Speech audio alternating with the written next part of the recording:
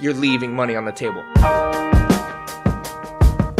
If you get over 50,000 people to your site on a monthly basis, and you have over 300 SKUs or 300 different types of products, and you don't have an advanced search and filter functionality, you're leaving at least 8% conversions on the table because people are taking too long to find the product they're looking for. If you're doing over $2 million in annual revenue and you have good traffic, organic traffic, if you're advertising on, let's say, AdWords, you don't have the Facebook pixel and you're not retargeting, at least you're leaving 5 to 10% on the table. And there's more. If you have an average order value of over $1,000 and you don't have a pay over time or a split payment functionality, you're leaving money on the table. If you don't have an email nurture on top of that to nurture those individuals down the funnel with high price point items, you're leaving money on the table.